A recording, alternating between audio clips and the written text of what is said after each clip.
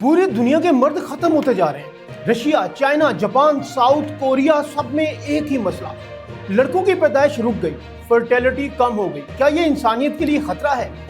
नाज़रीन, आज हम बात करने जा रहे हैं एक ऐसे मसले पर जो पूरी दुनिया के लिए सनसनी है और शायद सबसे बड़ा खतरा भी।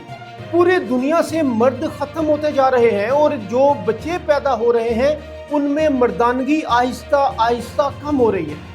रशिया को देख लें, सबसे बड़ा मुल्क, वहाँ औलाद पैदा नहीं हो रही, लड़कों की पैदाइश तकरीबन रुक गई है। चाइना भी देखें, यही मसला, मर्द कमजोर हो रहे हैं, फर्टिलिटी कम हो रही है। North America, Japan, south Korea, Taiwan और यूरोप के बहुत से ममालिक भी इसी मसले का शिकार हैं। और सुने, कुछ ममालिक में तो जो बच्चे पैदा हो रहे हैं वो सिर्फ लड़कियां हैं, लड़के पैदा ही नहीं हो रहे। अब आइए साइंस की बात करते हैं।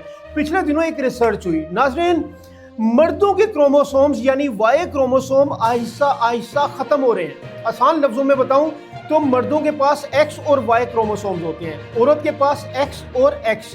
अगर मर्द का वाई क्रोमोसोम खत्म हो गया तो अब सिर्फ एक्स बच्चे पैदा होंगे, यानी बेटी बेटा नहीं। ये मसला सिर्फ एक मुल्क या एक खित्ते का नहीं है, ये एक आलमी मसला बन चुका है।